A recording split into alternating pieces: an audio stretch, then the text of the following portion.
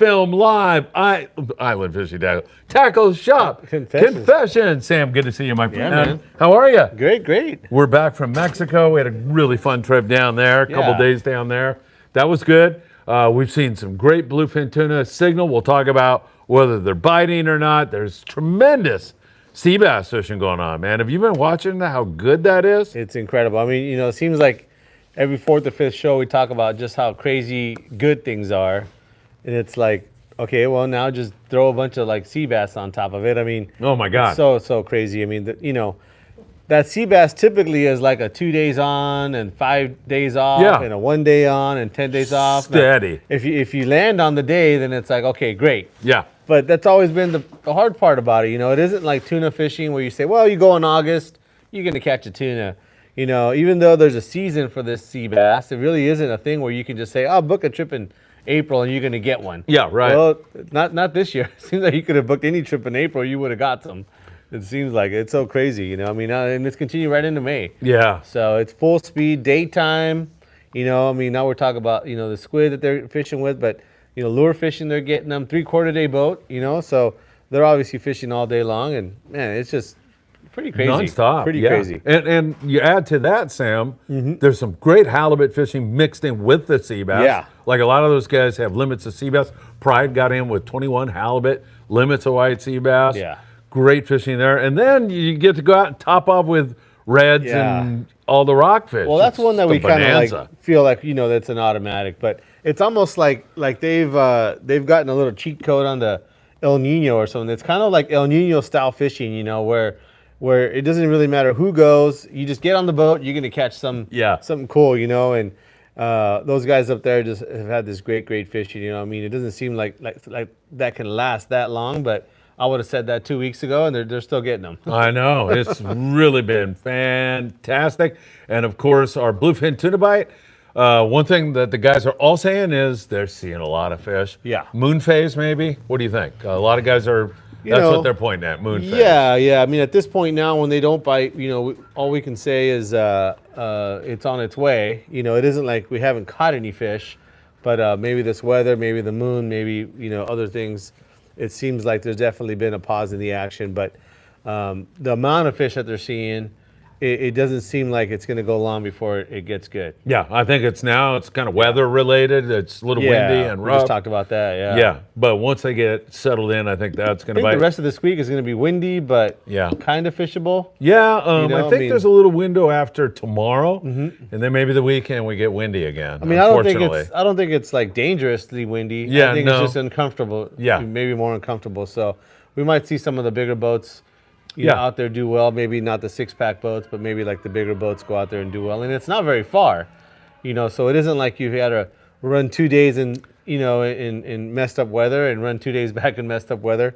So there's some opportunities to go out there, get it done, and then maybe hide behind San Clemente or something like that. That is for sure. I mean, it's nice and close out there on the Butterfly and areas like that. And how about those big bonito? Is that cool or what? Yeah, I wish we had some of that up here too. Me too. I mean, yeah, you got to think it's going to filter up here. I mean, who knows? I'm hoping.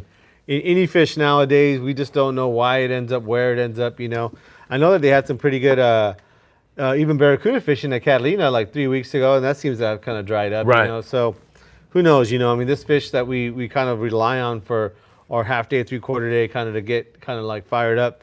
It shows up and then it's gone. But, this year and in the past 10 years, you just don't ever know. It's still early. It's May. It isn't like we're throwing in the towel quite yet. But with all the great fishing that is to be had all over the place, we're waiting for our turn too here in L.A. Yeah, for sure. Did you see that big calico bass that Paulina caught?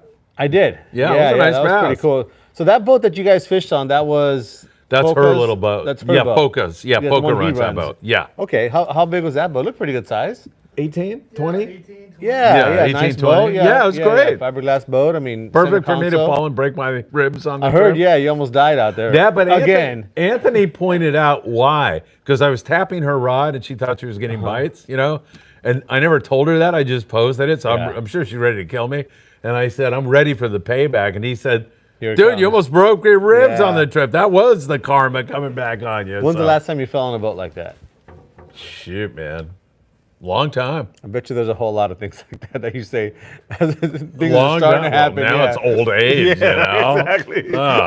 Yeah. And I tried to grab onto the rail, my arthritis, which just started like 3 weeks ago. I'm like, hey, why are my fingers? Oh, slow motion. Doctor's like, down. It's called old age, dude. Yeah, man. That's what it's called. That's a tough one. So it says right here. Oh, yeah. What's it say? Chances aren't good for what? for not falling again. Yeah. Ouch. Man, she was catching that dumb calico bass, and I got the camera, and I'm trying to shoot her lifting it over, and man, this wave broadsided us. I wasn't paying attention, and my ribs went in, then I'm laying literally on my back looking at him.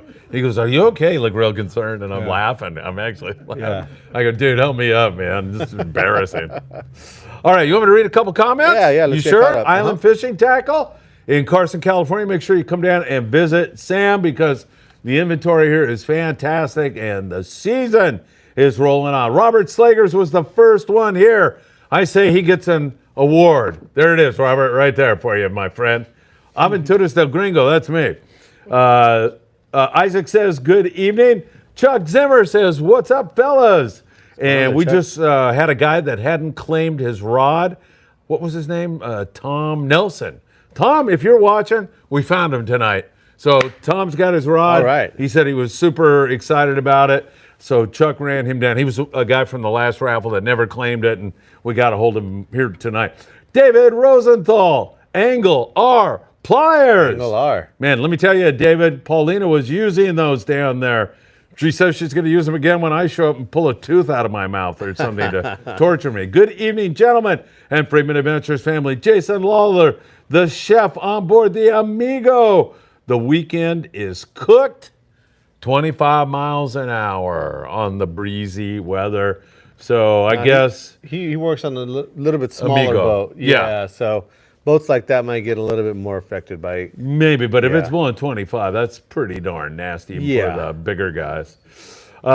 Jason, sorry to hear that because Jason was telling me, hey man, can you give us a plug for this weekend?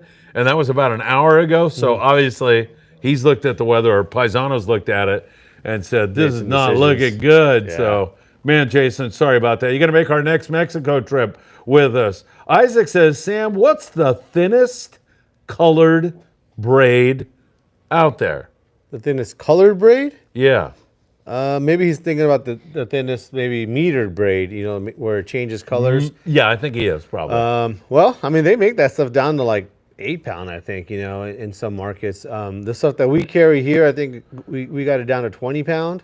But most of the times when you're going to be fishing anything like that, where it's a metered braid, it's used to measure something. And definitely for the 20 pound guys, you're going to be using it more for rock fishing. Now, sometimes guys will ask, well, do I need to have that for rock fishing? And you really don't, because basically you let your line out when the stop's going out, you hit the bottom. That's really what you got to know is you're fishing from the bottom up, maybe 15 or 20 feet. And so that's usually 4 or 5 cranks, depending on your reel, how much line you got on your reel.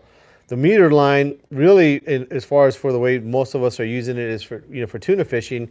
You're having to measure from the top of the water down, and that's really, really critical so that you don't go past the fish or fall short of them. But you're not going to go past the bottom. So when you hit the bottom, you put your reel in gear and wind up a few times. So I'm not sure if that's what you're asking for or not. But as far as what we carry here, we got it down to 20. But I know they make it down to 15 or even 8 pound, I think. I've seen it as well. All right, there you go, Isaac. Brandon says he just looked at Clemente and saw that it was blowing 22 knots out there. He says, Jason is right. Jason says, hopefully we get out. Hopefully you do get out. Chris Navarro, our good friend. Sam says, hey, Grandpa Phil and Sam I am. Greetings, Friedman Adventures family. Good to see you here, Chris. How was Mother's Day on Saturday for you guys? Was it good? Yeah. Do you do both days or do you just do Saturday? So for us, because, we got my side and my wife's side. Yeah. So we did my mom's side on Saturday. Oh, yeah. And then on an in-law side. That's on Sunday. perfect. Yeah, so it worked out. Yeah. Yeah. And you don't get 2 gifts, do you, for your wife? Like me, I get screwed like that. No, just she gets the one, and my mom gets one, and my mother-in-law gets the other one. Mexico, America, and por supuesto, Costa Rica, mi país, mi amor. I got to get all three, you know. When is that one? This woman, it's in August. Oh, so yeah, it's spaced out. Yeah, Yeah. right. Oh, no, por ti, mi amor, todo. Charles Zimmer, same time next week. 3 rail rods up for grabs. Charles Zimmer from? Z Custom Rods. Yeah, $2 every time I say Z Custom Rods. And do I get paid for the Redondo Beach Rod and Gun Club? I don't think so. The Redondo Beach Rod and Gun Club has a great surf fishing tournament coming up May the 24th.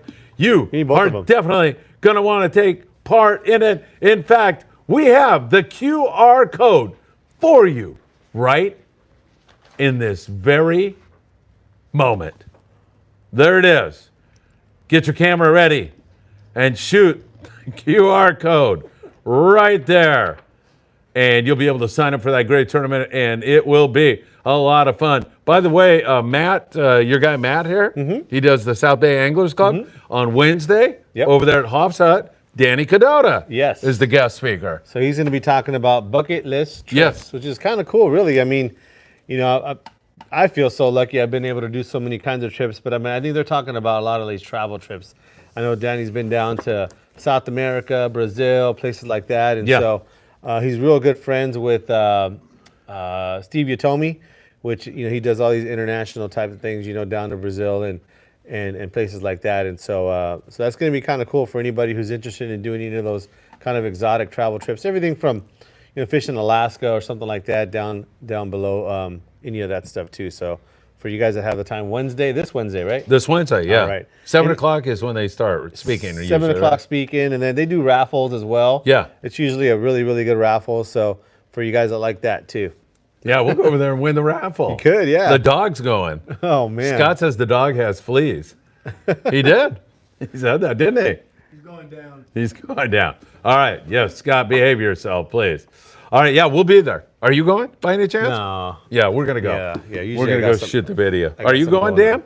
Dan Lightfoot is here, everybody. Bananas. He might go. James, are you going to go maybe? Yeah, maybe. Hoff's Hut on Wednesday night. Man, now we got a crowd working. Here we go. They don't have very good chicken wings over there, do they? I don't know. Never had that. Because I'm the guest speaker when I go, so I get the ribeye steak and the lobster tails and everything. It's on his bill. If I'm going there, it's, you know, dinner salad. That's good enough for me. I'm good. All right, back to these scintillating questions and answers. Let's see. Chris Knott. Hey, Chris, good to see you here. Chris says, I still with you, Phil, to get those Albies in the channel this year. Yes, we're predicting. Yeah. My prediction date is June the 29th, Sam. I've never, ever been wrong in this prediction. And I've got Scott Buchert on my side this time.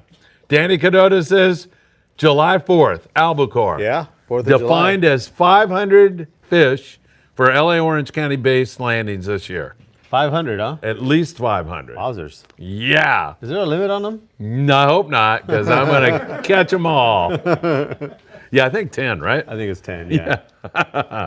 All right, very good. Tyler Tanaka in the house. Tyler is here tonight. Tyler, it's good to see you, my friend. Hello, Friedman Adventures family. Stoked to be live and in person from Island Fishing Tqckle tonight. Hope everyone is great. Great to see you, Tyler. Thank you for gracing Tackle Shop Confessions tonight. We got your buddy here, too, Scott Buchert. Let's see, who else? Hey, Tyler, a couple guys are saying hi to you, like Chris Navarro. Where's Chris, man? Hey, Chris, where's some protein, man? We want to chew on a rib or something during the show. Nelson DG on the road again. Hi, Sam, Phil. Nice show. Question for Sam. Do you have a 9-foot rod for 15 to 40 jig stick, using it for yellowtail, cuda, or bass? What brand and what kind? We got a bunch here. We got CalStar, United Composites. We have some custom rods here, some mudhole stuff. Phoenix rods, quite a few actually that would work really good. So come on down, you can check them all out, but we have quite a few of them here.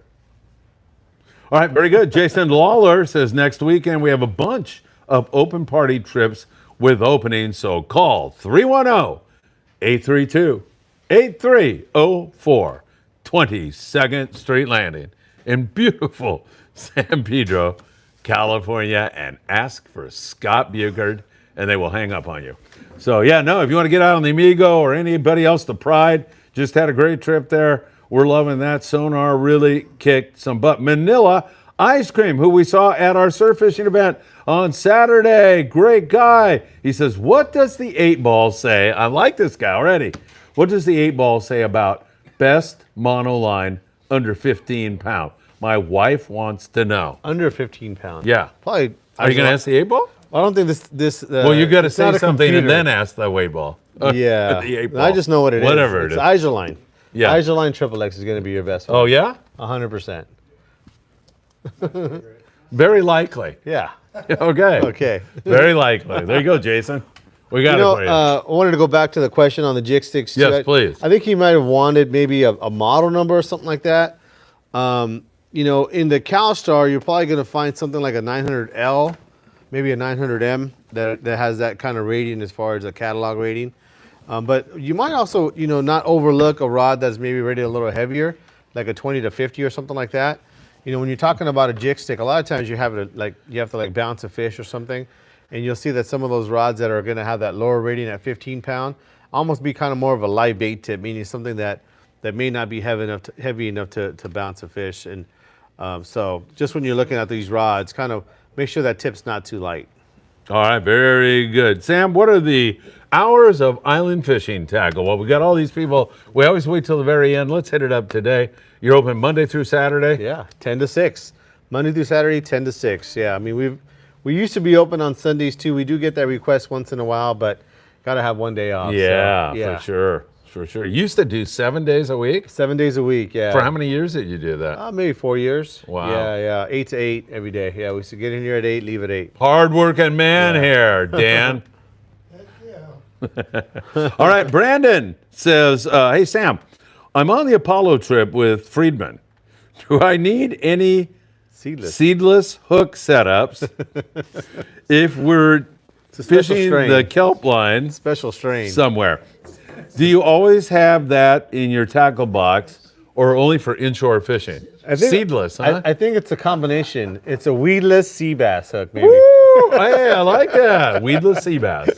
But I think he's talking about more just kelp fishing in general. Yeah. Really does depend. You guys are on a 2-day, I think, right? So I mean, reverse 2.5. Reverse 2.5 days, so almost 3 days, really. I mean, the chances of you guys fishing the kelp line, I would say, is pretty likely, actually.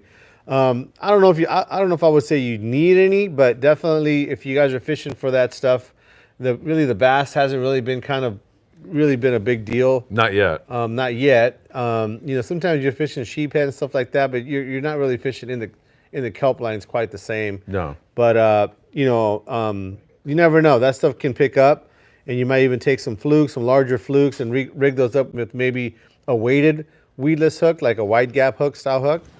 But I wouldn't really, consider it a mandatory. Maybe take a couple of items like that, not a separate rod for it specifically. Although, with the sea bass, and you guys have a 2.5 day, I mean, I wouldn't say it's not part of a possibility. You guys would go up there and fish that stuff. No, yeah, for sure. So I mean, the Pride was on a 1.5 days. I went up there and got limits. Right. So I would think it's a very, very high likely that you guys have fished that sea bass. But that sea bass hasn't really been like in the kelp. It hasn't been to where you're fishing, deep in the kelp. It's in mostly sandy bottom stuff. Yeah.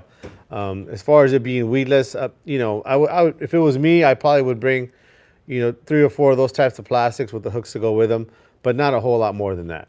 Yeah, in a perfect world, Sam, we'd go up there. We leave at 10 a.m., get up there at night, get set up, get alpha position, have our tanked up, catch our limits of sea bass, and then be out there on the bluefin grounds the next night, and whack those things. Yeah, I'm sure the weather's going to play a lot as to where you 100%. guys go and what you guys do first. Also, too, since you guys are leaving on a Monday, you guys are probably going to get up there where there's probably nobody there. Less boat pressure, yeah, a lot baby. less boat pressure. So you guys might be in pretty good position for something like that up there. Well, sure. you said our Independence trip was going to be good, and you nailed it. Yeah, it worked out pretty good. You guys had a really good trip. Yeah, we did. Probably one of the better trips that have been out, really. It was a great trip. Yeah, it was pretty really good. All right, Verde says, sup, guys? Hey, Verde, thanks for being here. Big Block 760. Good evening, Sam and Phil. Good evening, Big block, double, assist hooks, treble hook, or both for the Eddie Bomb. Sam. You know, most guys do both. I mean, I think if you were going to choose one, I probably would just choose a treble hook down on the bottom. But pretty rare that I see guys fish with less than that. So I think that that having all the hooks possible seem to be kind of the way to go. I know we sell them in here already rigged up for like $20. You know, sinker and hook and a leader.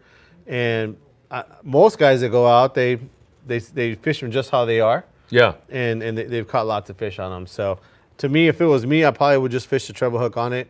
But you know, as long as the boat's cool with it, you throw some more hooks on top, it probably won't hurt it.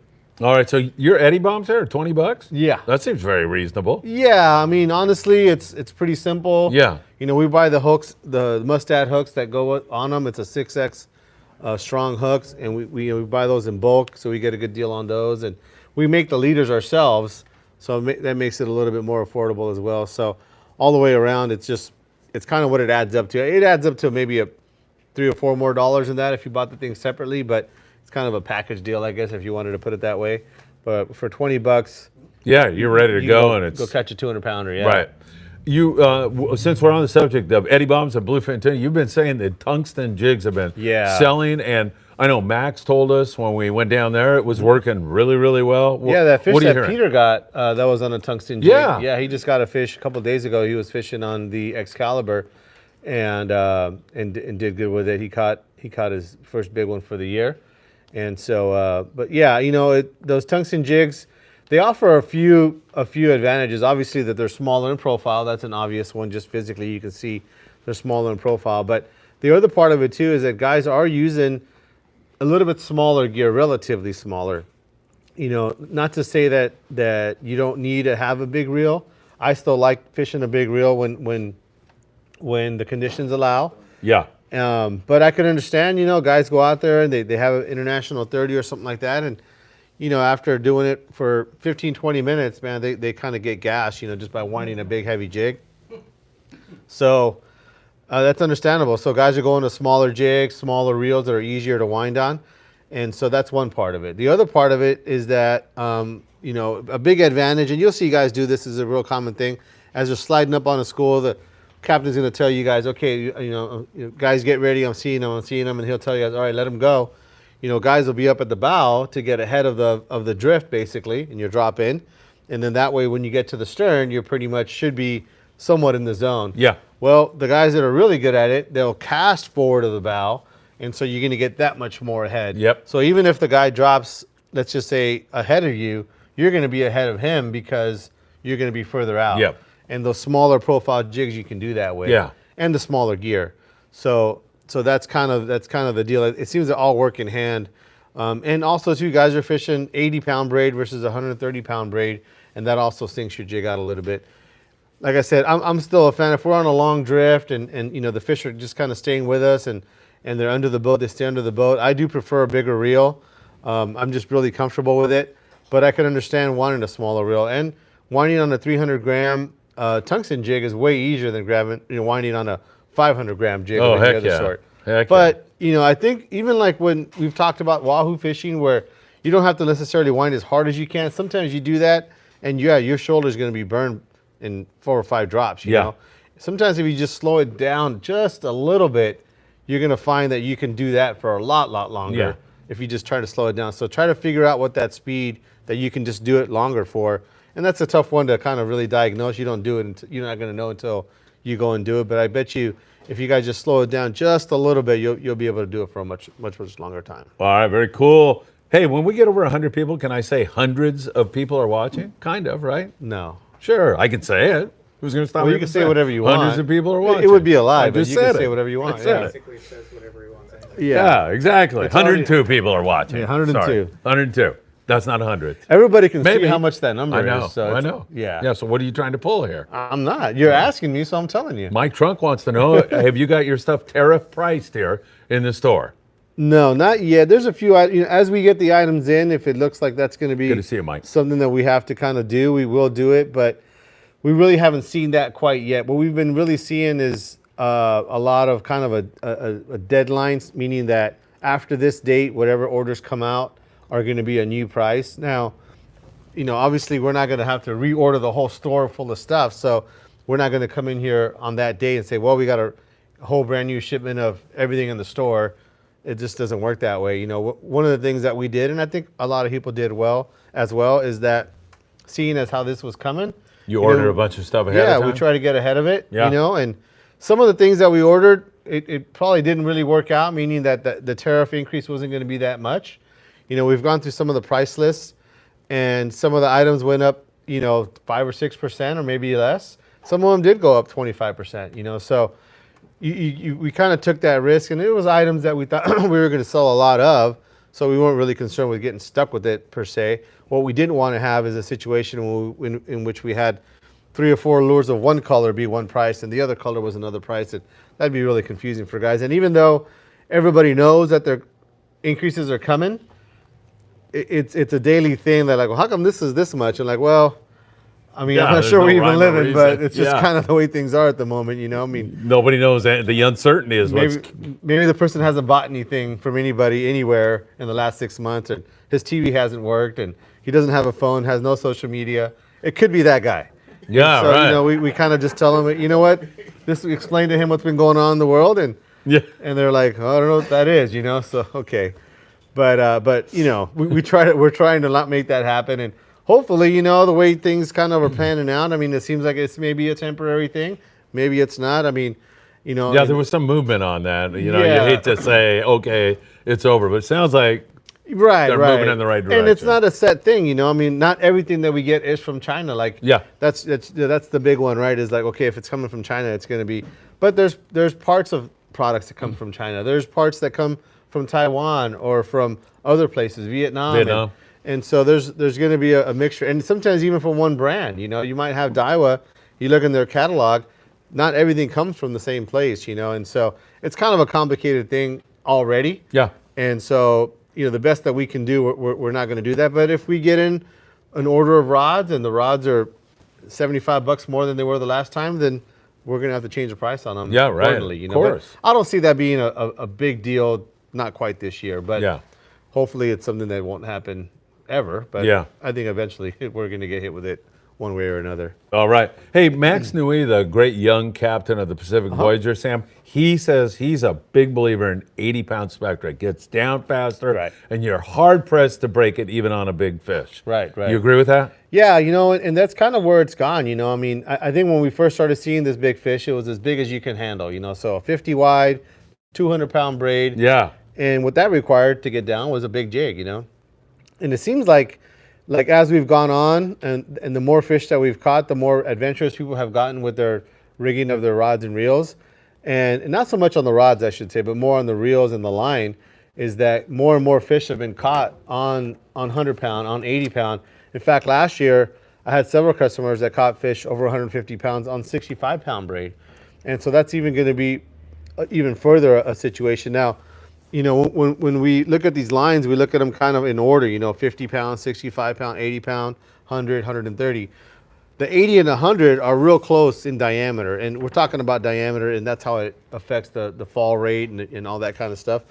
The gap between 65 and 80 is huge. It's almost, I mean, not quite double, but really pretty dang close. Yeah. Wow. So you wouldn't think that. Yeah, you wouldn't think, because they're so close in as far as the poundage, In fact, 65 to 80 is only 15 pounds, where 80 to 100 is 20.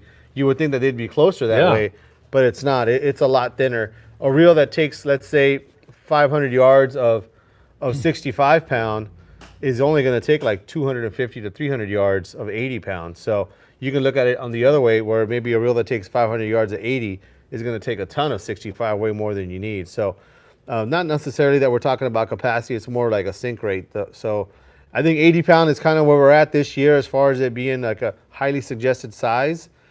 Okay. But we'll see about that 65. I think that 65 is going to gain some ground this year, I bet it does, yeah.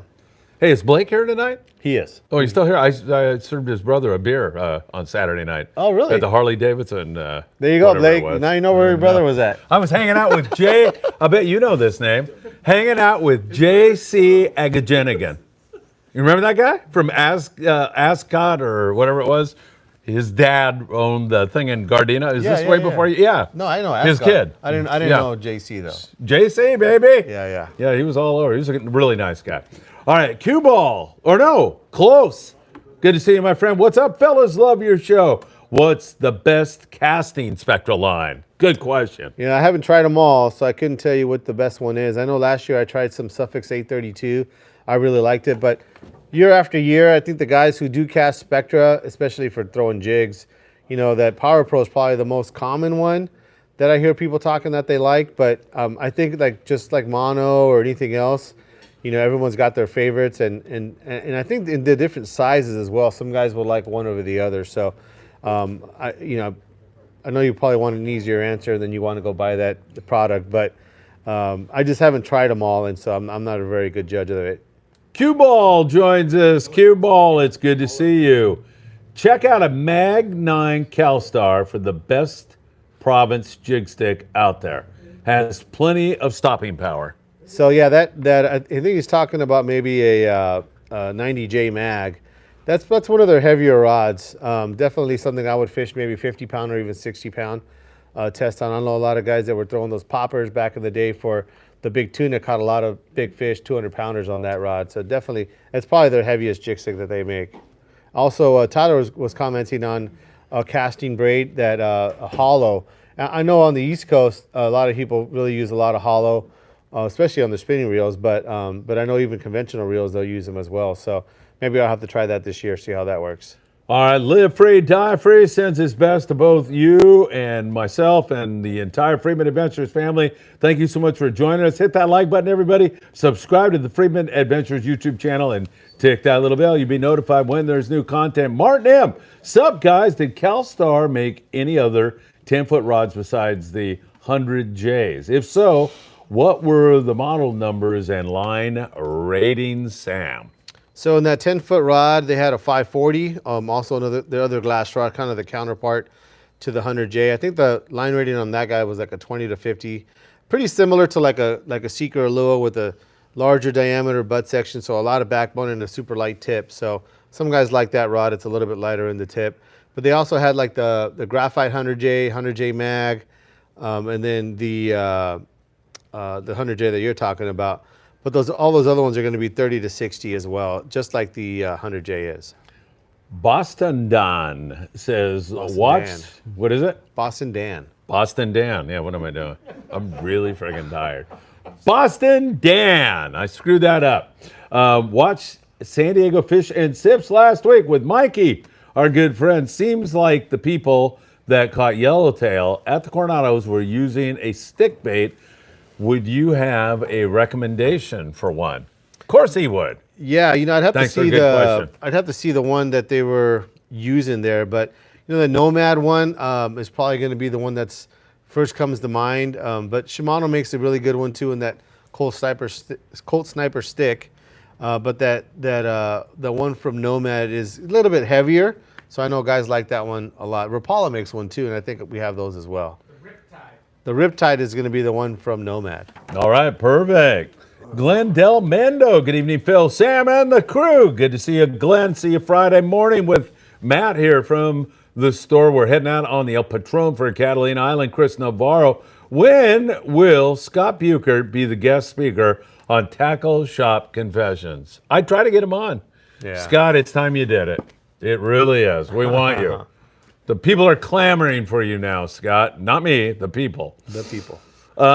Can you show us a selection of tungsten jigs that you have in stock and the preferred size that you have in the store? So as far as size, you're going to be anywhere from 180 to 300.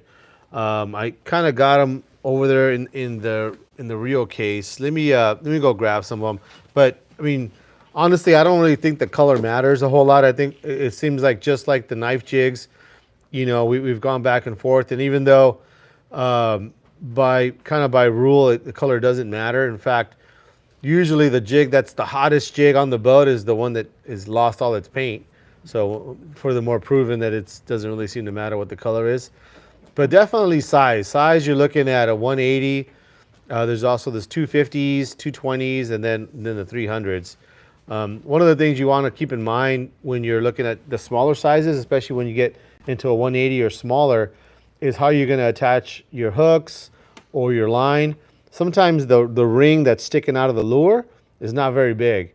And so when you have your rings to attach stuff to, if you're going to be attaching assist hooks that way or something like that, then you want to kind of take note of that and make sure you have the right size split rings for the jigs you're going to buy. All right, perfect. Susan Sosa wants to know, Sam, your Eddie Bomb, does it have the wire running through the sinker? It does. It does. The one that we sell in the kit there for $20 rigged up is wired through. And Susan, it's great to have you with us on Tackle Shop Confessions. I have a goodie bag for you out in my car from Paulina. I think she had 15 pairs of her socks in stock. And so I got those for you, and she really appreciates your support. Thanks you very, very much. So let me know when you want to get together, and I'll get those to you for sure. The Cranker, ahoy, Friedman Adventures crew. How's it going? Mike Krinkovich, we already saw him over at 22nd Street Landing. Got my Eddie Bombs in today, June 12th. Oh, yeah, Texas. Can't get here fast enough. That is Edward Aguilar. Edward, good to see you, my friend. Edward also hooked up with the poppers, which are called Tuna Riot Poppers. Thank you. I almost forgot. And so we hooked him up, and he bought a whole bunch of those. So that is good stuff. Brad Billings says, hello, Phil and Sam. Mike Krinkovich, why is Scott front and center? Because, Mike, he's front and center in my heart, always. When I was at his birthday party, we had such a good time here a couple weeks ago. May 2nd is Scott's birthday, and I went out with him and his parents, and we really had a great time. So Scott deserves a place of reverence and excellence, doesn't he? Where's the trash can? There you go. Just kidding, Scott. Don't get carried away. All right, Mike Burke joins us. He says, hi, guys. Mike, great to see you here. Hey, one thing I want to remind you all about, on Wednesdays, the Island Spirit out of Ventura Sportfishing, they just go fishing for the halibut. Yes, it's halibut only on Wednesdays up there on the Island Spirit, and you can book this very moment by going to www.venturasportfishing.com, or you can give them a call at 805-676-3474. And don't forget, the El Patron's got brand new engines in her, and she is purring her way to Catalina Island out of Long Beach, California. Every morning at 5 a.m. she takes off from Long Beach and then fishes the island back at about 5. Sometimes they'll fish Santa Barbara Island, and when they do that, they're back around 7 in the evening. You can get more information on fishing on board the El Patron. We're going to be on there on Friday by going to www.longbeachsportfishing, trying to time this just right, .org. Take it away, Sam. Woo! So this is just a kind of a little small selection of what we have. Woo! I mean, these are all tungstens? These are all tungstens right here. These are all just the larger sizes like I was explaining earlier. We actually even have them down to like 110 grams, which I think once that daytime bluefin starts to happen a little bit, that 110 grammer might be a really nice one for that. But we got stuff from BFT, from Jigpara, from Daiwa, from JYG, in a variety of colors. I mean, all of these here are quote unquote hot colors. I don't think you can go wrong with either of these. The sizes, you'll see some here of 250 gram, 300 gram, all the way down in here as far as what I'm showing you here, this 180 gram. Now this 180 gram one from Daiwa, not just these colors, but they have like 6 colors that we have there in the shop. These are kind of the ones that were the ones to hit our market last year. And in fact, I know guys have even caught fish on these this year already, some big ones. And like I was explaining earlier about castability, this thing right here it'll fly. You get that thing on like a Macara 15T with something like a 7.5 foot, call it a CalStar 7400 double XH or something like that. Fire that thing a mile, huh? Yeah, that thing will just fly. And so now what's going to happen is you get that thing ahead of the boat that far, or maybe ahead of just downwind, ahead of the drift. You're going to be at depth even before you get vertical. Yeah, that's fishing. So you're really going to have, 5 or 6 as much time in that zone with the right size lure. It's so important too. It's almost automatic that you're going to get bit. So That seems to be the case this year, that they're eating the small baits more often than not. But we will see, as the season goes along, it does change, and we'll see if this is still as big a factor. But I would say if you don't have one of these, you should pick one up. The biggest kind of negative towards these is the price. They are pricey, $79, $89, $59 even for the smaller one there. So that is a deterrent, which is understandable. That's why we have them actually locked up. They're just so expensive. But that being said, the guys that have bought them and taken them out have had enough success that it seems like now it's a necessary thing for sure. I noticed you just locked them up when Dan Lightfoot comes to Tackle Shop Confession. Then you open them up again. Right the open, next day. yeah. I don't get it. Dan will take a dozen, by the way. He's got an extra $1,000 sitting in his pocket right now. All right, let's go to our dear friend, Brad Billings, who says, hello, Phil and Sam. And Michael Burke, who says hi. And Robert Graber. All these guys are fantastic Frieman Adventures fans. Love you guys so very, very much. Thank you so much for being here. Robert says, good evening. Phil and Sam and the Frieman Adventures fanatics. Happy Tackle Shop Confessions all. Do you guys think the wind and surf will disrupt the Grunion Run? We may have to go find out tonight. I don't know. Is it windy on the beach too? Yeah, it was when I was down there this afternoon. It started blowing down there. Yeah. Yeah. Sometimes we get that in Surfside. It blows and then sun goes down and we lose the wind. So it's hard to tell. I don't know. But I don't know. One thing, I know is this a school night? Yeah, I guess it is. Yeah.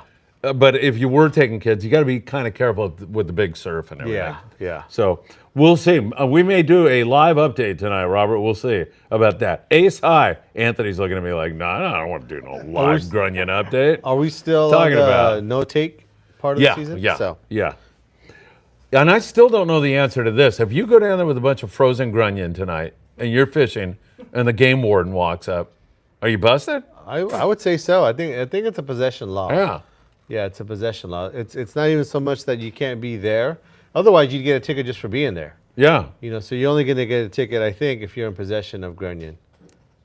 That's what I would think. You'd have to go back and read that to be sure. Yeah. But why don't you go do that? Why don't you go just fish all Will be the test? Yeah. In fact, go to all the beaches. We'll take a megaphone and say, hey, wherever the fish and wildlife jerks are, we're over here fishing with Grunion tonight. You going to do something about it? That's right. Yeah, right? Well, you want to find out. That's what a reporter does. I think I'll just call him and ask. All right. Thank you, Robert. We'll delve into that for you. Ace High, we love you. Back again with us. Is checking in, just checking my credit card balance. I'll get back to you. Love you, Ace High. Mike Krinkovich, did Michael wash his dead mackerel hands? He needs to practice quality hygiene because he's becoming a ladies' man. Where is Michael? Is he in there? Oh, he's out there screwing around with Mitchell? Yeah, those two are out there wrestling or doing something out there. Edward Aguilar, great to have you with us. Nice talking to you. Mike Krinkovich, Ascot Park. That's right. Had it all. JC Agajenigan, local, iconic. Yes, there you are. JC, what a great guy. Jay, great show as always. Thank you, Jay. Sam, Alijos 12, S2. What line would you put on and what rod would you match it with? Thank you, Jay. So that reel there, 65 or 80 pound, kind of really depends on your ultimate use for what you can, if it's going to be kind of a heavy bait rod or more of a finesse bait reel, I should say. As far as the rod, something 8 foot, 30 to 60, probably going to be the first obvious choice for me. The other thing too to consider is where this reel falls in your lineup. If this is going to be one of your larger reels, then definitely probably going to put 80 pound just so you have a whole lot of range on the upper side of it. But if it falls kind of in the middle where you may have, let's say, a Macaira 16 or something like that right above it, then you might choose to put 65 pound. I used to have a 12 before in the Metalloid, which is the very same size, and I had it filled with 65 pound, fish 40 pound test on it. Caught a lot of nice big fish at Guadalupe on it, and thought it worked really well there. But I also had several outfits that were right above it in size, and so kind of does depend on where it falls in your lineup. That reel is a very versatile size, and you should kind of fit it to what the rest of your gear is. All right, Chris Navarro says, I've been using 80-pound Power Pro slick on one of my jig sticks, super smooth. Yeah, so they make this stuff called Super Slick. And yeah, it's kind of what it's for. It has a different texture to it that is smoother, like the name suggests.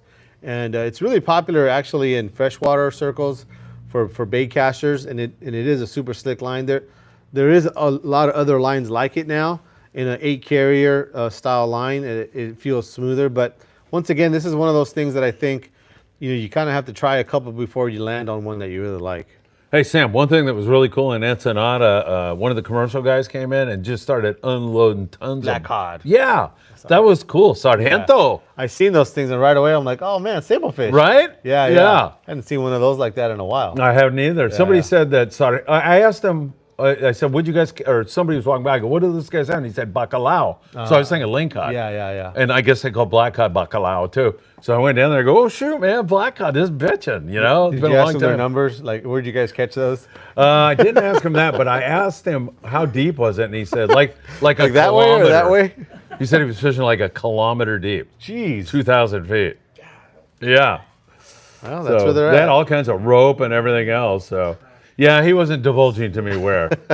And I asked him, where are you shipping those to? And he said, USA. Oh, okay. Yeah. So they're shipping them up here. So, I remember when we were catching them, nobody thought they were that great in eating fish, right? I mean, they were okay, but, Yeah. it wasn't like today, yeah. All right, very good. Thank you so much, Chris.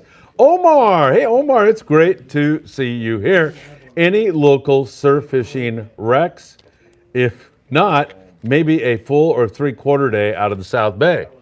Yeah, I mean, South Bay, you really only have Redondo sport fishing as far as a fishing landing, but as far Marina as Del Rey, would you consider that South Bay or not? that's more like more middle, LA, like? middle to North Bay, I guess. Yeah. But yeah, I guess Marina Del Rey or Redondo Beach is going to cover your Santa Monica Bay sport fishing. But in the surf, you pretty much have good surf fishing all the way from the end of South Bay to the very top of it. So a lot of good places. I mean, here locally, this is where I grew up in this South Bay area, so I fish Redondo quite a bit. So that's where I would recommend you go. But Hermosa Beach has historically been one of the better surf perch and Corbina spots ever, but the guys up north, Santa Monica, I mean, those guys do really good with all that stuff, plus halibut as well. So, I mean, I think really almost any beach is a good beach, really, for surf fishing at least, yeah. Yep. Glendale Mendo. Much better than the one where you live at, yeah. Yeah, no kidding. Man. Pretty slow on Saturday. Glendale Mendo. Phil, for the trip this Friday, what type of fish are we shooting for? Rockfish, white sea bass, or the flatties? What are you bringing? Glenn, we're shooting for them all. Yeah, we're shooting for so. albacore, blue marlin, wahoo. We're shooting for them. I'm not saying we're going to catch them, man, but we're shooting for them. What about albacore? Albacore, I said, man, Okay. we're shooting for him. Is he on that trip? He's on that trip. That's awesome, Glenn. Glenn, and he's bringing Matt. He's from bringing here. Matt. He's bringing Matt from here. Oh, man. That's Yeah, gonna be no some video kidding. right there. Yeah, really. What am I bringing? Let's see. I got a tripod and I got 2 sets of microphones. I'm going to have my iPhone. Anthony's going to be filming. Oh, he wants fishing tackle stuff? Yeah. Yeah, I'm not bringing it. I'm going to be filming you catching that albacore or that blue marlin. Hey, Glenn, it's been mostly rockfish over there. There's been a few yellowtail. There hadn't been much of a bass bite. Water's been cold. We're going to get a blow, so the water's going to be colder. I'm guessing rockfish, but who knows? That's why God created the morning briefing. I will be there in the morning to tell you if anything has changed and let you know currently what is going on. On that morning. On that morning, I'll be down on the boat telling them. That's Monday Things morning. have changed. Oh, you didn't. You brought all rock on stuff. What are you nuts? Or things haven't changed. Yeah, well, rockfish is just perfect. So it's a little fluid, Glenn, but I mean, the steady part of it is it's been rockfish. Pursuit had a couple yellows, had a couple barracuda. That could turn on. So I'd bring some lighter surface stuff and then make sure you have some 16-ounce torpedoes and you're ready to fish in the depths and catch some denison of the deep. Matt Tamayo. Matt, good to see you. I think Matt won in the won a raffle. rod or something. Yeah, you won a big one. Matt, you want a big one. Good for you. Good evening. Looking for a 9-inch fluke 9 foot. rod. 9-foot fluke rod. Those 9-inch fluke rods are not too good, let me tell you. For the Channel Islands, what blank would you recommend? Big raffle next Monday night. 3 rail rods going out here. That's what Chuck should wrap some fluke rods, man. That is a popular category. Yeah. Oh, okay. Yeah. So you listening, Chuck? yeah. Oh, he's working tonight, I think. So as far as 9 foot, I mean the Rain Shadow 1087, 1088 have been kind of the popular rods, as far as blanks, I should say, popular blanks that we've sold quite a bit ever since really about a year ago, maybe a year and a half ago, since that fluke rod has been kind of a new category. But so you got the Rain Shadow. They also have an RCLB 810L has been pretty popular as well. Phoenix, they've got like a 908, 907 in their Black Diamond. American Tackle in their Bushido blanks. They have this 3K woven blank that's really nice. It's really, really lightweight. They have one that's like a 20 to 40 that's really, really good. You got your CalStar 900L if you can get one of those, but you can get a rod. United Composites has probably been the one that I think has been the best, just because they offer a factory built rod. They have a new series of 8.5 foot rods that are part of their Swim Bait Fanatics series. So it's an 850M, 850MH. I just ordered a bunch more the other day. We've been selling those really good. And also that 880 bait rod that they just came out with, that Gerald Kim special. What else? In that United Composites, maybe like a GP90 mag would be a really good one, GP90XF. Unfortunately, they don't make those in a factory rod, but as far as a blank, GP90XF, GP90 mag would be two. Which one do you prefer? The GP90XF or the 90 mag? Oh, the mag. The mag? Yeah, 100%. Yeah. Yeah, I love the mag. You look like a mag guy, yeah. I do, a bag guy. Yeah. All right. Oh, am I bleeding? Look. Oh, geez. Paulina did that to me. Just right now? No. Yeah, okay. She did, actually. She put some kind of a maldición on me. Yeah. Okay, let's see. We've got Albert Ponce. All that blank talk was driving you crazy, huh? Yeah, really. Like off in another universe. Albert Ponce went with his wife, Crystal, on board the Thunderbird, celebrated a great Mother's Day. She caught a giant halibut. Albert, thank you for being here. It's been way too long, my friend. Actually, Albert sent me a really bitchin' birthday. They all sang happy birthday down at Blackfin Sportfishing on my birthday. His wife, Crystal, Victor, who runs Blackfin. It was really, really nice. So thank you very, very much. Chris Navarro. Uh-oh, here we go. Trips are canceling.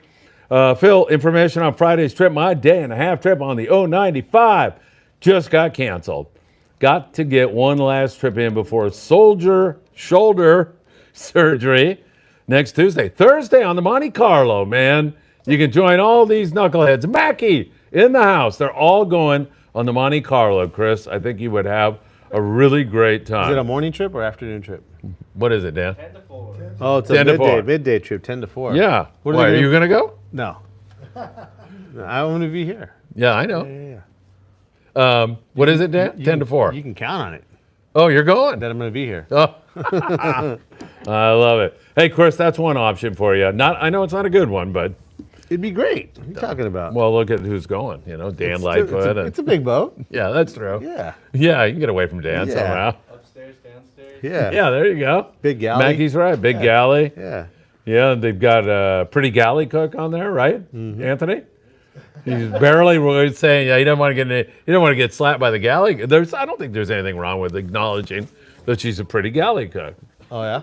I'm getting into trouble here. I'm going another way. Got Brian out there, man. Brian. Yeah. I mean, how can you beat Brian? You can't. There you go.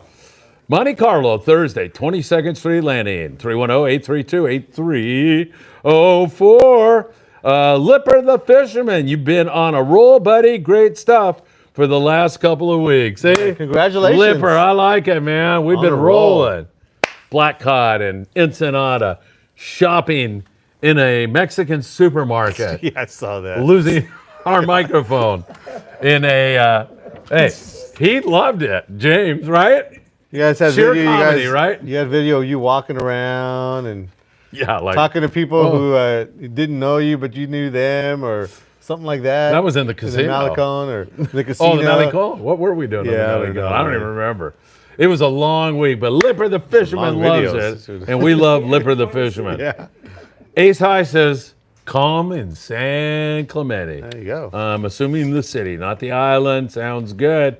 Charles Zimmer, have you seen a better selection coming from CalStar yet. Chuck Zimmer from Z Custom Rods, the Redondo Beach Rod and Gun Club, with their great surf fishing tournament May the coming up. 4th. There's a QR code. Quick, get your phone out and take. Oops, sorry. So that's next weekend already. So it's a whole week long tournament. It's a whole week long. How are you going to document the whole thing? Oh, we'll find a way. Yeah. I got Scott. We're going to send him out. He wants to do it. What are the big prizes here? You win $100. You win another $100, and another $100. Yeah. So basically, everybody wins $100. Yeah, 100%. Just about. Even my wife knows. Like when I dropped her off the last time, I said, I am so tired. I don't think I can drive home. You know what she says to me? Call Scott. You can talk to him all the way home. And I'm like, oh, yeah, you're right. Llama Scott. And so you did. I did. I did. I go, oh, sí, tienes razón, mi amor. So what was this question? Chuck wants to know. Talking about CalStar. Have you seen a better selection? For sure, yeah, for sure. I mean, I'm actually probably going to be going down there tomorrow morning and picking up some more stuff. But yeah, every time I go, I'm picking up more and more stuff. It's getting better. You know, they still have a long way to go, no doubt about it. But they are headed in the right direction, and it seems like every week it just gets better and better. Okay, so has there been a little problem or something, or not? Well, really, they had to move. You know, Yeah. they got some new equipment. Yeah. You know, they've had various Adjustment period. Yeah, various other issues over the past couple of years. But yeah, it's all getting better. All right, very good. Mike Krinkovich joins us, the cranker. Yo, Sam, you got it going on. A very, very great shop. Perfect store for everything. Gotta love it. The only issue is what's with the guy I know. to your right. I know. Yeah, what are you going to do? You're stuck with me for a little longer, For a little Sam. bit, yeah. The way things are going, me falling, arthritis, probably another 3 months and you'll be over this. Scot-free, yeah. Yeah, really. All right, I'm going to screw this all up. Third 57 sleeper. Yeah. Perfect. Third 57 sleeper. Yeah. Third 57 sleeper. Good to have you with us. Good evening, gentlemen. Quick question. I have a Turnose 30 2-speed. Is 100-pound braid good for trolling? Yeah. Who's trolling anymore? That's great. That's great. Maybe he's trolling in Baja or something. Who knows? there you go. Could be Yes. catching maybe some Mad Max fish. But yeah, no, you're good. Good. 100-pound is perfect. Yeah. I mean, when you're trolling, also too, maybe a little bit of a top shot, some 80-pound or 100-pound, 25 yards or something like that will be more than plenty. But yeah, 100-pound braid, no problem. Thank you for joining us. Third 57 sleeper. I like that. I'd love to know the reason behind that. Robert Graber, 2 red flags flying at Channel Islands Harbor. Gale force. Winds be safe out there.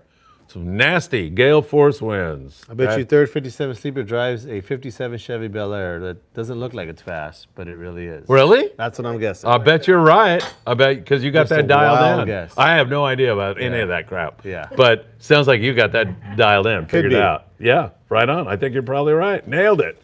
Good job, Klaus. Have you guys ever had a friendly fishing competition to see caught the most and the biggest fish? Many, they haven't been friendly. Jackpot, Many- yeah, many really. competitions, yeah. Yeah, they're dead serious, like people screaming at each other and everything else. Yeah, no, that happens all the time.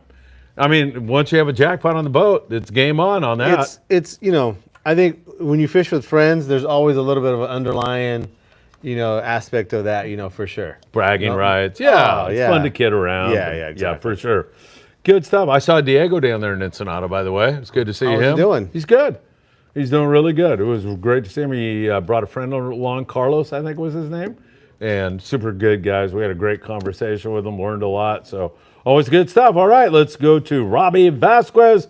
Robbie, good to see you. Phil, do you have any info on why the Freedom is absent on the schedule from 22nd Street? Robbie, I was just down there, and they're still working on the boat. They have a lot of issues that they're trying to solve, but they keep telling me like a week or so, maybe, Yeah, Robbie? it's right on the corner. Yeah, it's right around the corner. Won't be much longer. And, of course, Rick Russell is going to run the boat this year. Yeah. I've seen him down there, but they were down there working on it here this afternoon. I saw them working on it. Looks like they're getting really close, Robbie, but I think they just have a little bit more, maybe a week or so more, and they'll be back on the run. And they probably don't want to put it online quite yet until it's available to go, because people start putting money down and Yeah. things like that, making plans. So I'm pretty sure once the thing's ready to go, they're going to put it online right away. Yeah. Eric Sanchez wants to know he can get in on the raffle. All right, Eric, send me a text and to put your name on there, as well as obviously that you want info on the raffle. Then I'll send you the information so you can participate, and then we'll ship you the item when you win it. Let's be positive about this. So what is he going to text to? He's going to text to, thank you, 657-227-6459, okay? Just send me a text and you'll be all set, Eric. 657-227-6459. Can he text you about anything else? Anything he would like. Any question, anything at all. All right. And I'll do my best to answer it. Mike, the Cranker Krinkovich. When it comes to sage advice from the Friedman Adventurers guy, always go to the Magic 8 Ball in lieu of the Friedman Adventurers guy. Methinks. Boy, Cranker's on me tonight, man. He must be into the old fashions tonight or something. He's just let me have it. Ducks Go, that is Brandon. Just made some money, Sam and Phil. Knicks are beating the Celtics tonight. He's always playing the sports, it sounds like. Good stuff. You going to bet on Notre Dame to win the national championship, Brandon? Tommy Tarr. Hi from Tommy Tarr. Hi from Tommy. Do you know Tommy? Super great guy. Super great guy. He's from the Fibbers Christian Fishing Club. Yeah, he's a great guy. Excuse me. Jonathan Jones. Great show, guys. Jonathan, thank you so much. Sam, are you getting any signal that we may have any shortages on any gear I might want to stock up on? You look to be very well stocked now. Thank you. Thank you, Jonathan. Definitely stocked right now pretty good. I haven't really seen anything too concerning quite yet. Some of the brands have said that they're going to kind of pause some importing on certain things here and there. Doesn't mean that they're not going to have it this year. Probably more means that they're going to have to make some adjustments, maybe change how they do some of their process. But nothing that I have seen terribly, except for, I would say if you got a trip, let's say in the fall or something like that, and are waiting to buy things closer to then, you may want to buy it now. I mean, besides there being a shortage, I would be more concerned with price increase especially if it's a high dollar item. Hooks and things like that, it's probably never a bad idea just to kind of get them. Things like that will always run short. Your size 4 Mutu hooks, from Owner, things like that always seem to run out at the end of the season. But a big ticket item is going to go up in price, that's for sure. And maybe it's not that much depending on what you're looking for, but maybe it is. It could be $100 or it could be more. And these tariffs can change even more. Oh yeah. So I mean, something that right now, let's say, costs $600. You may look at a tariff price and maybe it's $640. You're like, well, maybe I'll wait. But what if it's $680 or $740 or whatever? We just really don't know. At this point right now, I don't, like we were saying earlier, it doesn't seem like it's going to go much more, but we really don't know. That's right. Yeah. That's right. All right, David, can I fish in South Orange County for the Redondo Beach? You can fish anywhere in California as I have it. I've even lobbied for Chuck Zimmer from Sea Custom Rods to open up Northern Baja for our friends in Mexico. And he's thinking about doing that next year. But for this year, anywhere in the state of California. I think I have that right. So I'll look at the flyer here in a second. Daniel Liano says, am I on time? Of course you're on time. Always. Hey, Daniel, if you're talking about the raffle, that's next Monday. 3 rail rods. Here's Chuck Zimmer with the answer. You can fish anywhere in the whole freaking state of California for the surf fishing tournament. How's that? That's great. Hey, when is that now? It's March 20th. It's next weekend. Hey, we can get Paulina or 2 weekends. On a day of surf fishing. Yeah. 2 weekends from now. There we go. All right, perfect. Thank you, Chuck, for that great update. Brad Billings, Sam, we are fishing the Kern River this weekend. Help! What baits and lures do I need? I'm lost in freshwater. Me too, Brad. Man, yeah, I'm not the best at it myself, to be honest with you. I know that most guys are probably just going to fish some mini jigs or something like that, maybe small tube baits. If you have some time, maybe call or come in and ask for Andrew. Andrew, he's kind of our freshwater expert. He's very, very good, and he's been fishing up there many, many times. So I know he's off today, so I'd be asking him, but he will be in tomorrow through Thursday, and then be in also on Saturday. So ask for Andrew, and he'll tell you exactly what you need to know. All right, perfect. Sounds good to me. Where are we here now? Raul Armoraz. Raul. Good to see you, Raul. Phil, Sam. Good evening, Sam. I have a GG 270-HH8H, getting close to me screwing this up, and paired it with a Torium 16HG. That's acceptable. Is that a good setup for white sea bass? That's perfect. Yeah, it's something you're going to load up with some 65-pound braid and 40-pound top shot or something like that. I think you're doing just fine. Chuck Zimmer says email submissions for the fish size. Is that part of the thing there? Yeah, I'm sure it is. Let me Okay. see. Yeah, email, it says right here. Somewhere, I'm sure in there it says that. I'm too tired to look for it. So I'm sure it's in there somewhere. Chuck, I'm not going to go through this right now. Just kidding. Yeah, emails, yeah. Halibut man, the white sea bass is on fire. Hope the wind stops for the boats to go out. Me too.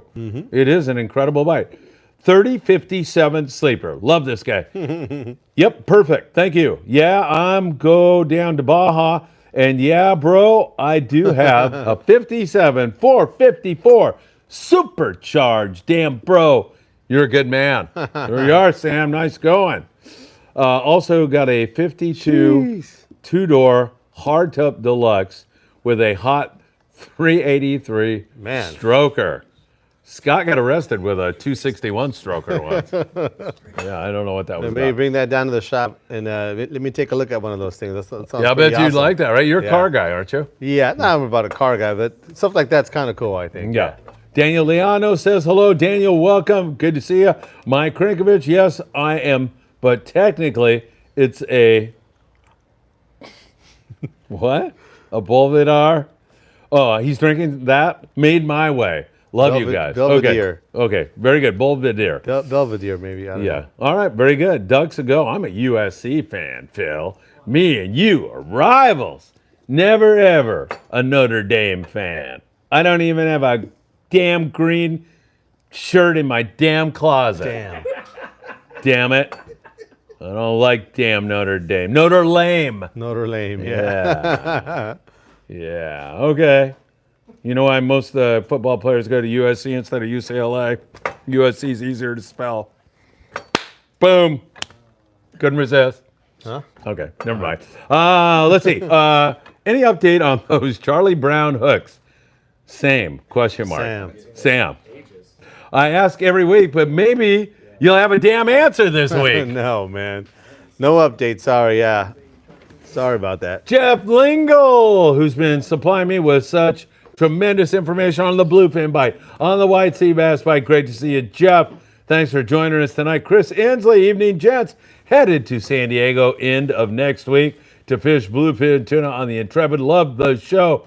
Chris, thank you so much. I think Chris's timing is impeccable.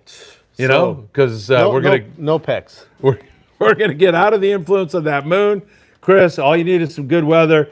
Sounds like it's going to blow a little bit now. Get that out of the way and you'll be ready to rock and roll. Glenn Del Mendo has a tariff update. U.S. and China deal have agreed to cease the 145% tariffs for the next 30 seconds, probably, for the next 90 days. So hopefully the gear won't be affected this time. There you are, Sam. Big news. We'll see, man. Breaking news on the Friedman Adventures channel. What did he say now? The tariffs, 145%, 90-day break in the action there. We'll see. We'll see. I think that's part of the news for sure.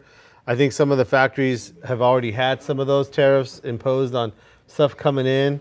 And so it's definitely not an on and off switch type of thing, even though it seems like that way a little bit. No, you hit the nail on the head. These things have a long tail to them. Yeah. So once you pause the tariffs, it's still kind of the ball's rolling along. Takes a while to get the brakes on it. Right. Yeah, so we'll see. But Glenn, thank you for the breaking news tonight. Charles Zimmer, Sam, we will have the rulers starting on the 24th. They're beautiful, by the way, Sam.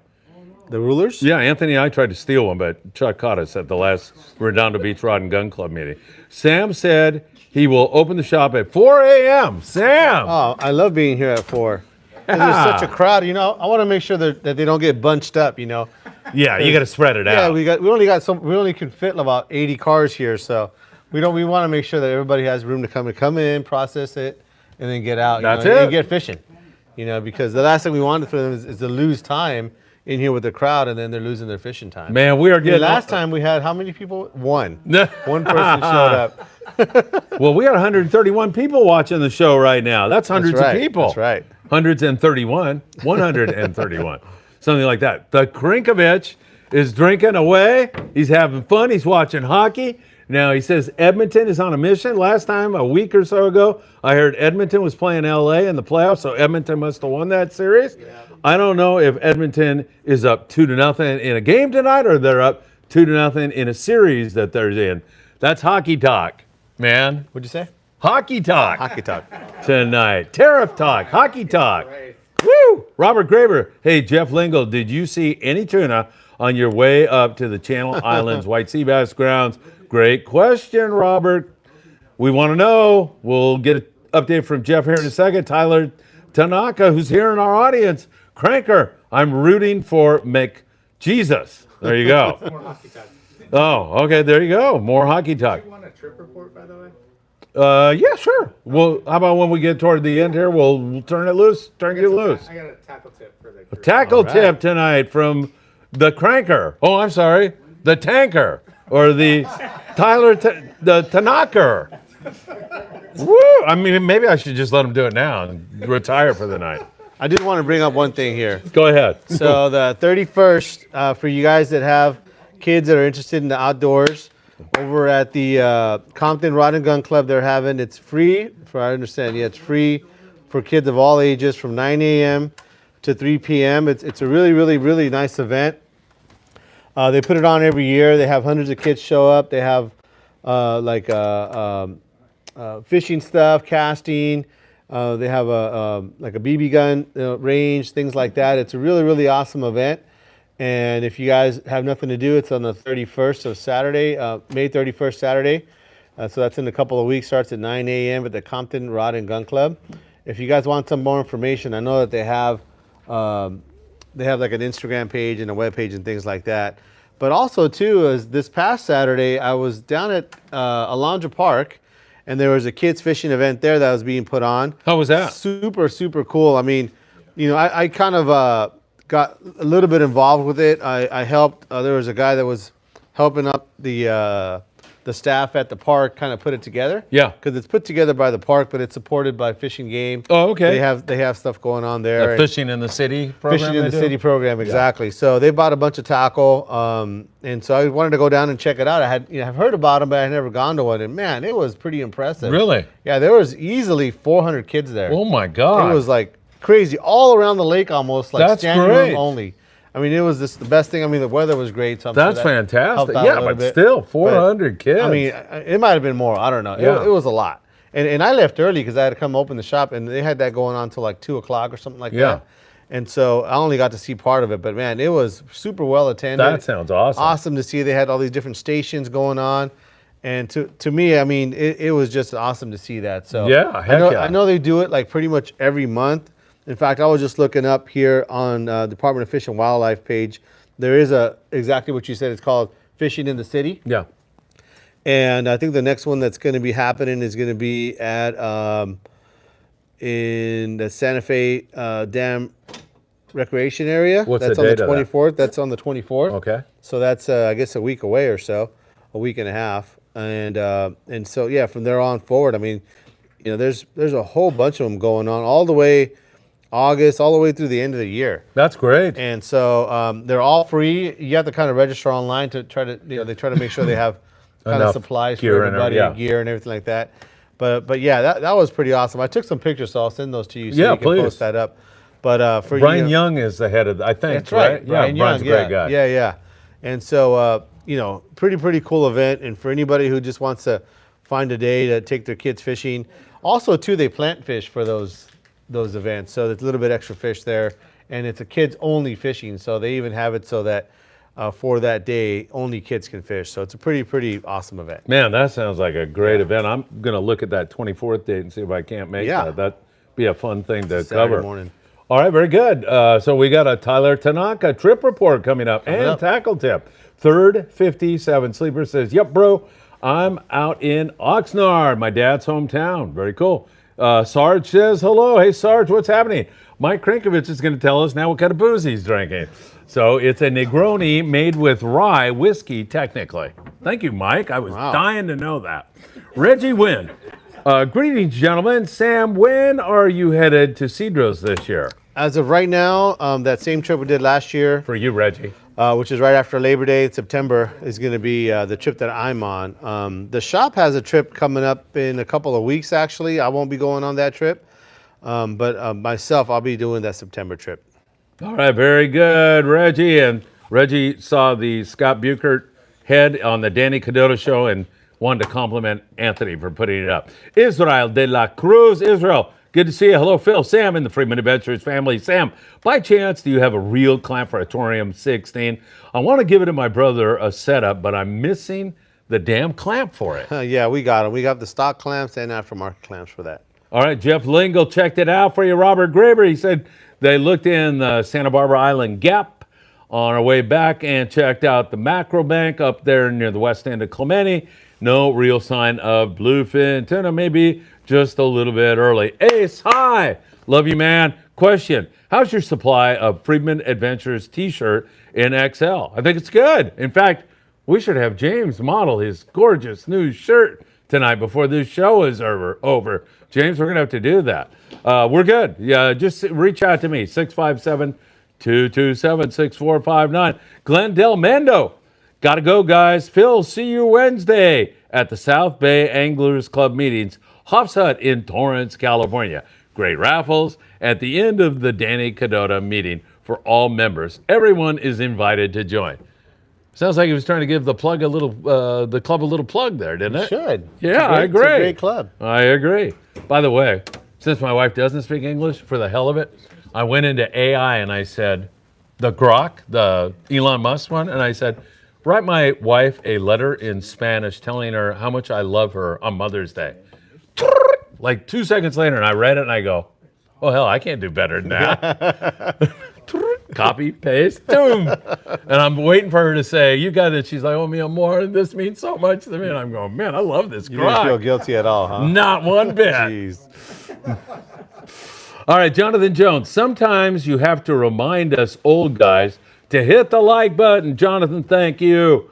See you on the morning report. You got it, Jonathan. Hit that like button, everybody. Jonathan, thank you for doing that. With all the wind comments, I hope my trip doesn't cancel on Friday out of the Channel Islands. Israel, I don't know about that one. Still a week away, though. That stuff can change. Oh, wait, he's going. This week. Friday. Yeah. It can change, though. We'll see. Yeah, that's We'll why see. the 095 threw in the towel for Friday night out of San Diego. I maybe would have something else. waited on that. Yeah. Maybe just him. Yeah, maybe. Yeah. Maybe. Who knows, man? Let's see. And our buddy Robert Graber is thanking Jeff for the intel. Jeff is a great source for me. Man, he is awesome. I get a lot of good dope out of that guy. Phil, I saw, this is Chris Navarro, that Anthony had a black Friedman Adventures hat on with red script. Are those available, Anthony? They are. They are. And a red script on the shirts now. I mean, James is sitting here so smug. He kind of has a smile on his face like, none of you guys have fashion show, says Mackie. Should we, why don't you come up and we'll show the hat. There we go. Beautiful. And then you might as well turn the camera around. James doesn't have to get up.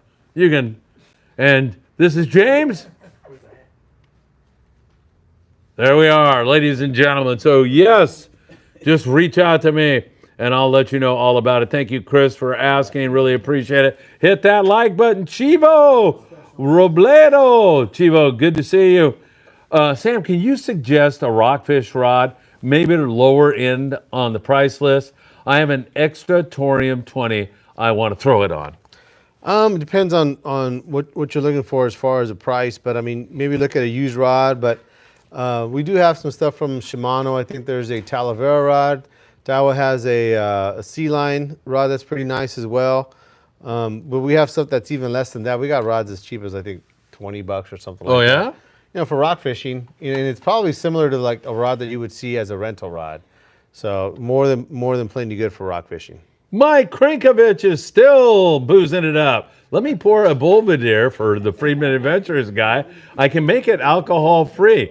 Phil has approached that senior moment level. There you are. All righty. All right, Brandon. On the topic of youth fishing programs that Sam and Phil are talking about, I think we have saved so many lives by introducing kids to fishing. It changed my life when I was a kid. There you go. It's a good thing, Brandon. You're not kidding. Eric Sanchez, have you all heard of dark matter rods? Eric has that question for you. Yeah, I think they're kind of an East Coast, outfit. I mean, most of the rods that I've seen from them are kind of East Coast oriented as far as actions and models and things like that. I know that they have some colorful finishes and stuff like handles that kind of look cool, but nothing that I've seen available out here on the West Coast. All right, very good. Thank you so much, Paul D. Guadio. Hey, Paul, great to see you as always, my friend. Hey, Phil and Sam, good evening. Sam, looking to buy a Talica 12-2 and a new 50-pound rod. What do you recommend? Just depends on kind of whether, kind of you're looking for a high-end rod or something like that. But a CalStar 875 XH is what I use for 50-pound with that reel, with that exact reel, and really nice rod. In the United Composites, it's going to be a Terminator, and you can get that in an 8 foot. And a 7'6". They also have, I think, a 7-6 Predator, and maybe a US Predator would be good. Phoenix, you're going to get into an XH, something rated 30 to 80. They have a 7'8" and a 7'2". That would work good. And Daiwa and Okuma, they both have rods that are in that same kind of category too. So, but my first choices are probably going to be a CalStar or a United Composite. Although you might also even look at Seeker. They have a really nice rod, 7650 SSR.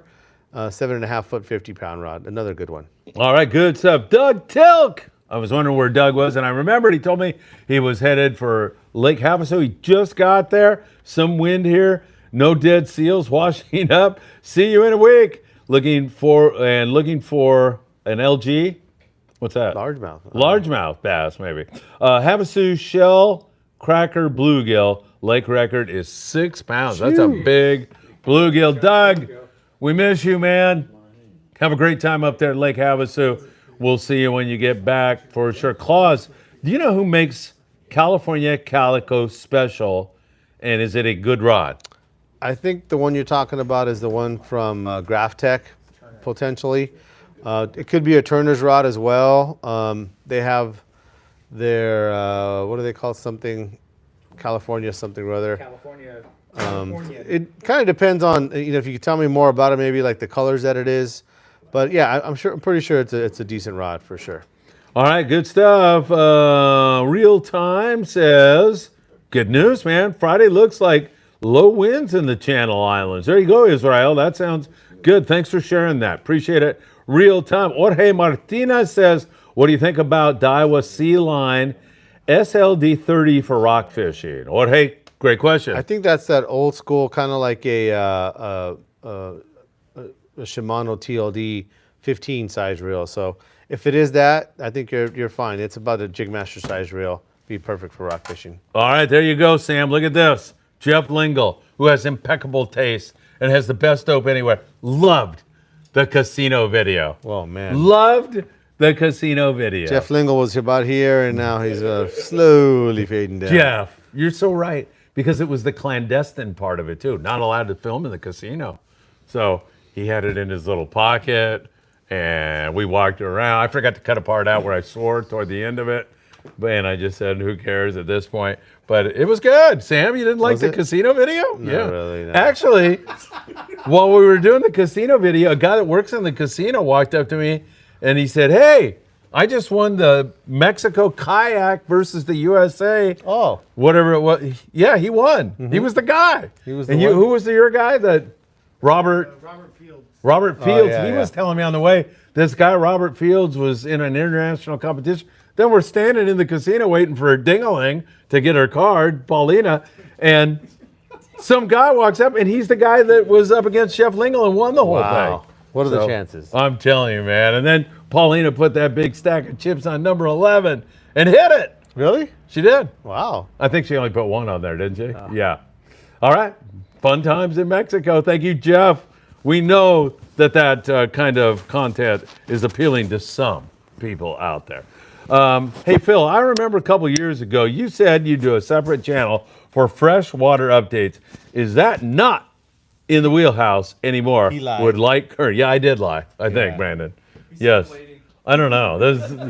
I'm going to have to be down to like 1 hour sleep a night if I do that right now. So that's where we'll be. No more questions right now. Let's bring Tyler up.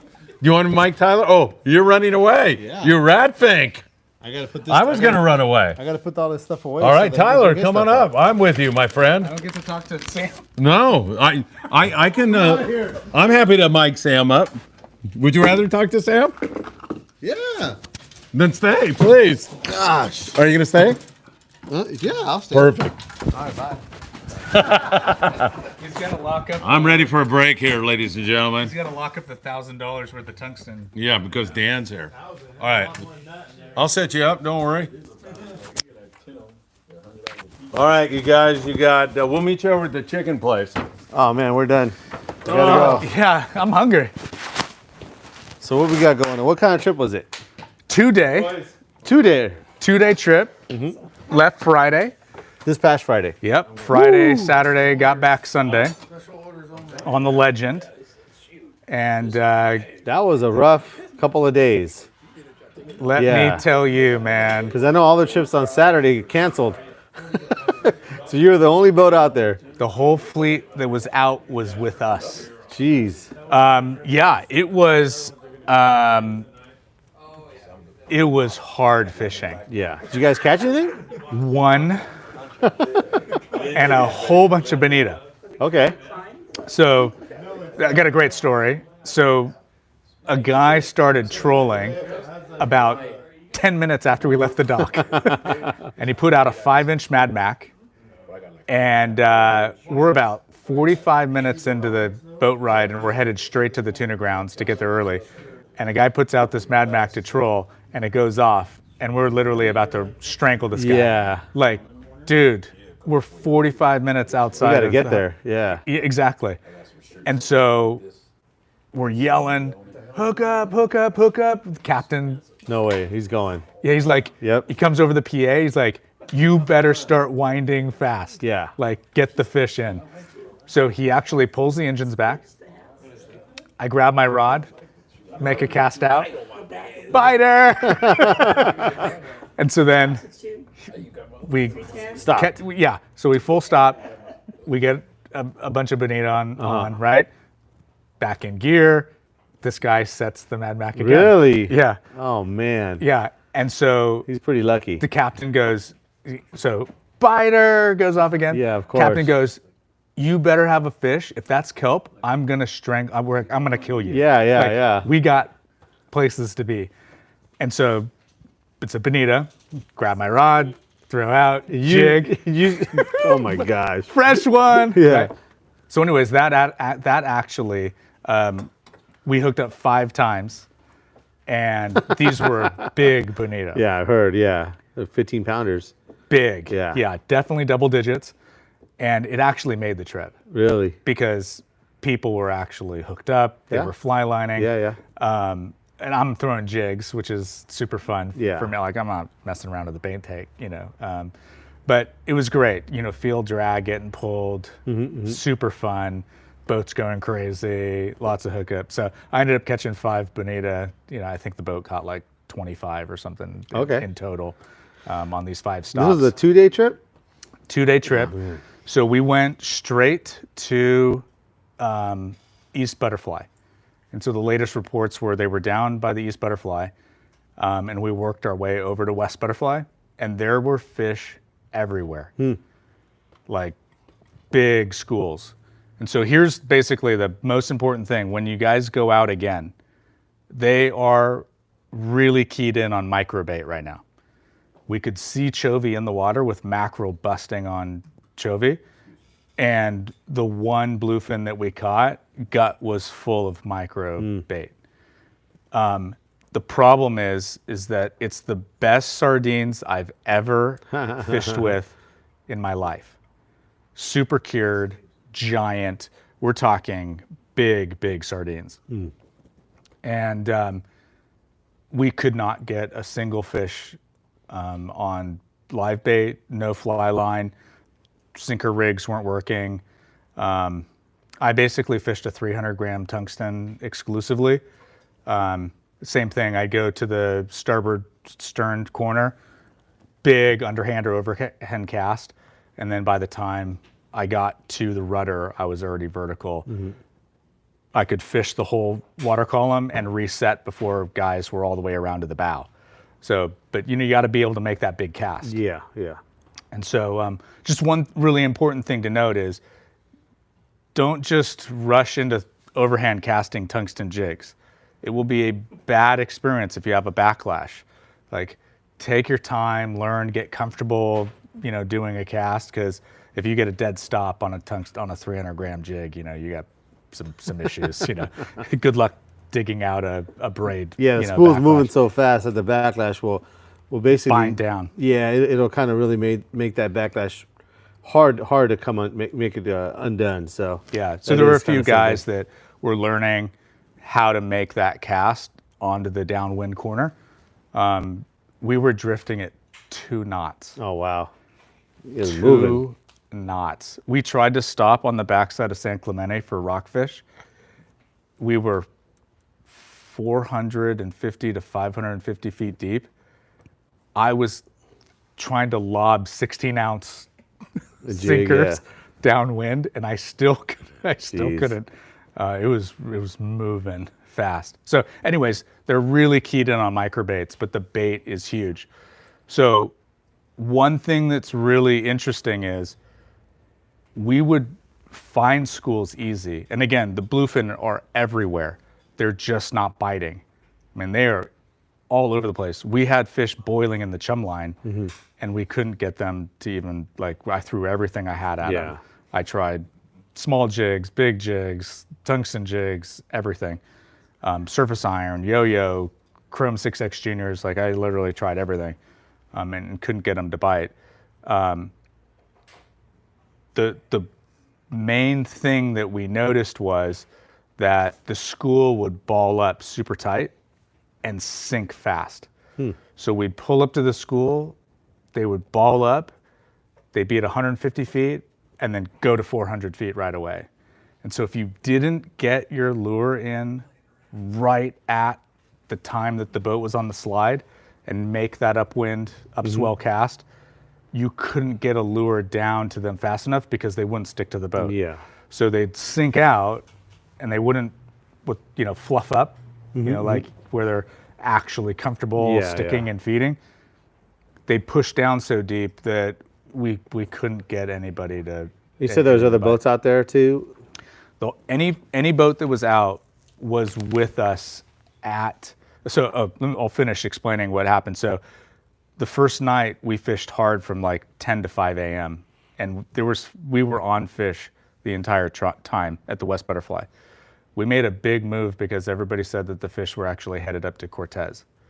So we made the run Saturday morning up to Cortez, and the problem is that the water temp was super cold pushing through Cortez and Tanner, which moved the line way closer to San Clemente. So we actually came into San Clemente, and any boat that was out there was with us fishing that whole area. And again, the good news is there was a lot of fish. The X-Cal got 3 that Saturday night. American Angler was there. That's what Peter was on, and got 11. Oh, he was on a light load. There's only 10 guys on that boat. Yeah, and I heard they got a 75, 100, and 130 or something Peter out got of that 3. Yeah, he got a nice one, Yeah, so 3 fish all from 75 to 130, which is They say they hooked some more, but lost. They got busted off, right? Yeah. They were fishing light line during the day. Yeah, there was a bunch of boats there. It was basically, it was a flotilla. That's the 3 on the stop. Those are nice fish. Yeah. Really, really nice fish. So the X-Cal, of course, is the sister boat to the Legend. And so we were on the radio back and forth and hopscotching, covering water. And I thought for sure one of us would find a school that wanted to play, but it was super tough. And so the tackle tip here is all of the dart style lures, have them ready to go. Yeah. The other important thing about if you're a fly liner and you use bait and that's what you're comfortable doing, and you are, you've got your live bait set up, or you're going to do sinker rigs, really make sure you've got a good hard swimmer to get out away from the boat. The only hookup that we had, I actually think that was probably more of an accident than anything else. It was a long soak for like 10 minutes. And the boat was drifting so fast, he was down to like 50 yards on his spool when he got hooked up. So we're estimating that he probably hooked up 1,000 feet off of the boat. Yeah. Because that line's going to be on the straight line. Exactly. Coming off your reel? There was 100 yards before it was touching the water. It was so far out. Yeah. And so he didn't even know he was hooked up.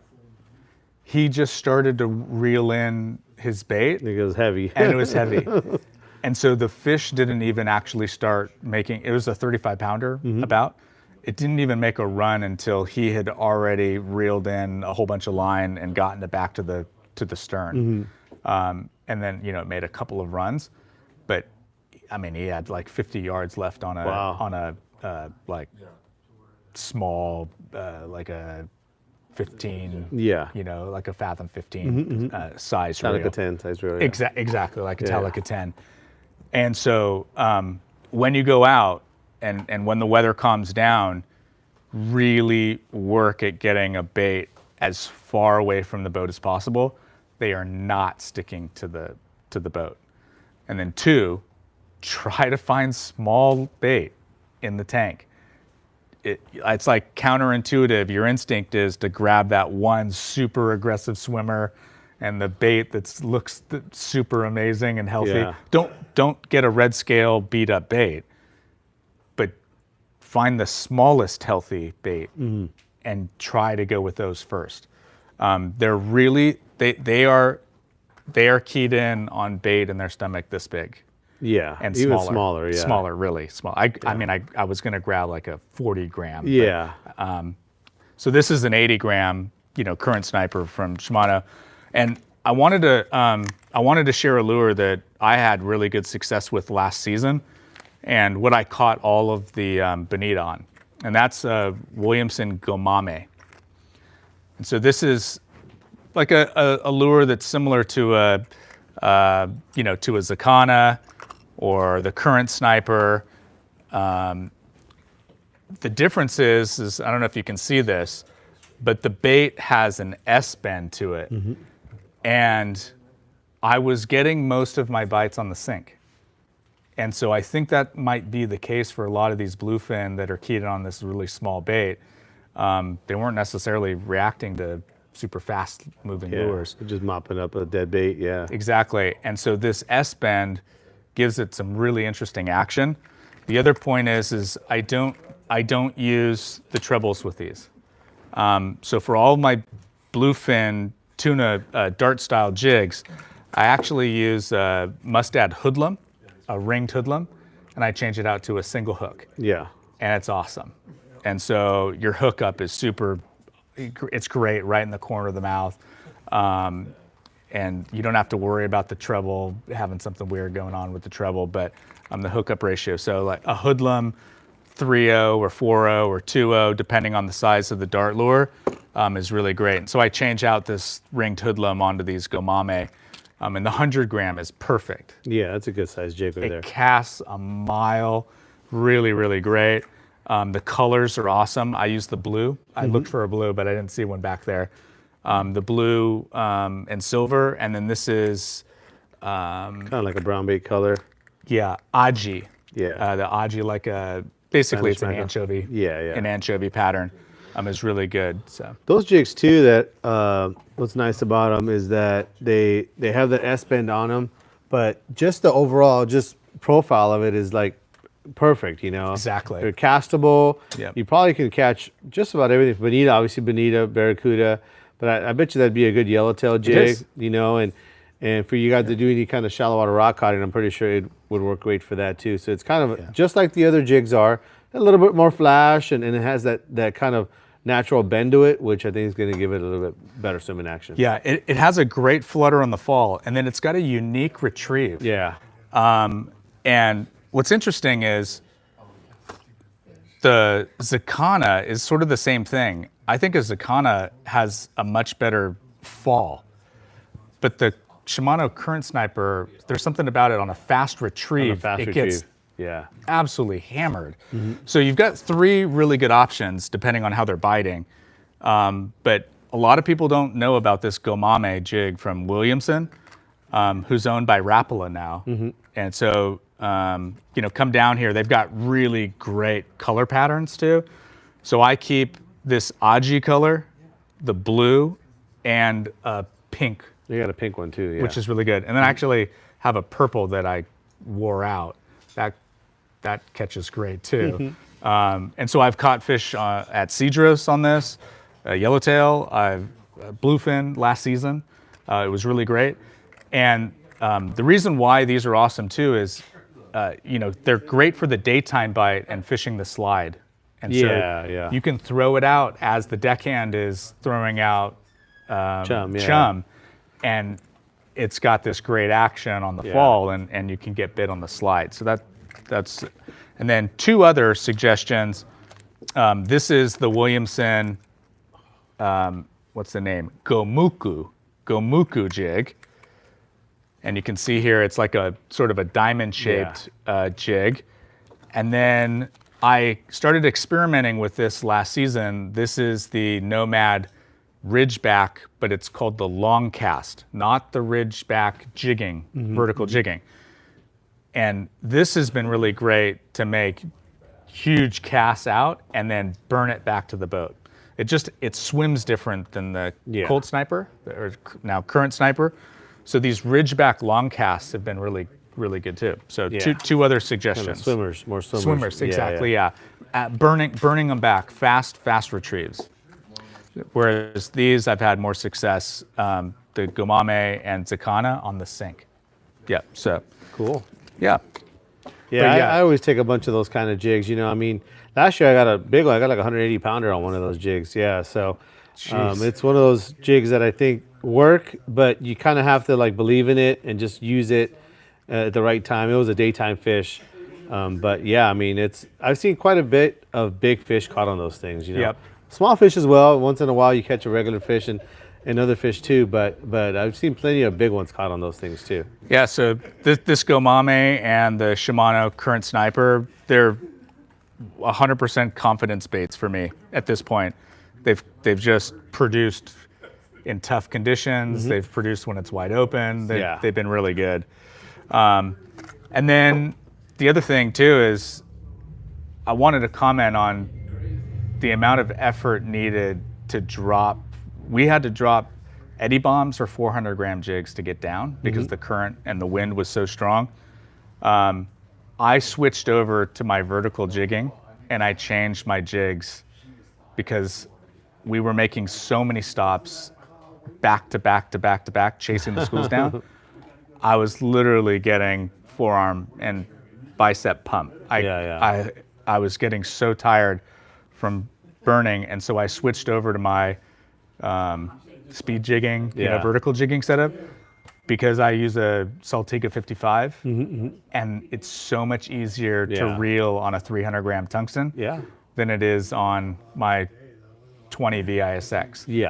And so I had to put the rail rod down just to be able to try to get a bite. Keep doing it. To keep doing it. Because the conditions were so difficult, and obviously the BFT were not cooperating. If there was a shot, it was going to come down to rail time. And I'm not out there to go for a cruise. I want to leave and get off the boat knowing I did everything I possibly could to try to get a bite. And if the bluefin are just being bluefin, it wasn't me. You got to leave it on the table. Exactly, there, And so man, we really worked hard. And kudos to the Legend crew. If anybody hasn't been out on the Legend, the captain, Steve, and that crew are so good at customer they're grinders, service. man, for those guys. Yeah, and they really care about putting you on the fish and trying. We stayed an extra almost 2 hours after our departure time because we were on schools.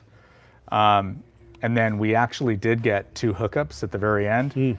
And they unfortunately came off. And so, one, it was myself and the deckhand, right next to each other. And it was hookup. And then it was like, oh, they came off. That must be a heartbreak for Steve too, man. I know he's the kind of guy who wants it more than you do almost, And That's exactly it. that's so hard, man. Yeah. I'm sure he Yeah. comes back just beating himself up the whole way back. I mean, you guys come back and think, well, that's fishing. But for him, it's like, he almost can't turn it off until he goes out and just kills him, That's exactly how Steve is, and he really does care, and he wants a great experience for the guys. And the thing is too is you got to go into it with expectations of just being on the water is great, being with the guys and camaraderie is great. I met a bunch of awesome guys. It was a really good group of anglers on this boat. You going back out again? Bluefin fishing? Yep. Oh yeah, absolutely. When are you going again? I'm going to try to get on an end of July trip because I'm going to Cedros July 4th. Oh, okay. And so I got to balance out the time. Just stay down there. And we're going on Mission Bell Mafia this Saturday. Okay. So we'll go to the Coronados on the Mission Bell this Saturday with Reggie and crew. So, what's up, guys, if you're out there? The Windy Bill Mafia. Exactly. Chapter 2. So hopefully we'll get a shot at some yellowtail. Hopefully they'll want to cooperate. But there's more than catching. There's the entire experience, and I learned some really valuable lessons too on this. I'm not a bait fisherman, and I spent a lot of time experimenting with sinker rigs this trip because I felt like it was the best decision to get down quick. And so, sometimes you got to try things that are outside of your comfort range. And to me, bait fishing is not what I like to do and not what I'm most comfortable doing. And so I really worked on trying to pick good baits and hook quick and handle bait, 'cause that's not what I'm used to doing. And so I learned a whole bunch of stuff and talked to guys and the deckhands about picking bait. And I tried a new rig. I tried drop shot. I tried rubber band. I tried a new technique where I use a clip from a planer board. And so that actually, I'm going to save that for another tip when I actually hook up. Yeah. But it worked. So I was getting my bait down way faster with more line for the bait to swim. So I know the technique works. I need to prove that it actually works to catch a fish. It worked theoretically. From the bait down, yeah. Getting it worked out. But I'll share it with what I actually was using. And it was cool because I used a wind-on leader. And so I could clip it onto the thick part of where the wind-on was. And then I had my fluoro, 25 feet of fluoro out. So it worked really good. And I could take the weight off and change the weight depending on the amount of current. So I could change it really quick. It was literally a 2-second change. I could just pull a different weight out of my pocket. And then I go down. So I'll figure out a time. I want to prove out my, theory. Definitely it works. It was the same tip that I think I was talking about from last year when we were fishing down there, where we was just basically setting the sinker 100 feet away from the hook, and so that I know it does work, but they got to be biting a little bit. Exactly. So I want to be able to prove out that it actually works. But so I think you got a question there. I got plenty of them for you. Oh. For me? Yeah. Well, I don't want to be part of this. You guys are doing a great job. Well, it's been a good show, guys. Yeah. You want me to come up there and end it? Yeah, we're just about done here. Yeah, I think so. Where are you running away for? I'm not running nowhere. Sam's hungry. I can't go nowhere to. Tyler, great job. Fantastic. Fish those small baits. Get a bait away from the boat. I heard that. Yeah. Good stuff. Moon phase. Oh, I didn't hear anything about that. Moon phase. All right. Hey, thanks, everybody. Really appreciate it. Du Zong Duong, he was giving me all kinds of great info. Our trips, we try getting chovy. They do not want sardines right now, just what Tyler was saying. All right, my friends, next Monday night, Tackle Shop Confessions, Chuck Zimmer from Zeke Custom Rods is going to have 3 rail rods to raffle. If you want info ahead of time, just send me a text, 657-227-6459. Tyler, great job. Sam, as always, Sam De La Torre, Monday through Saturday, 10 a.m. to 6 p.m., Island Fishing Tqckle, Carson, California. Take care, my friends. Have a great one. We'll see you next time. All righty.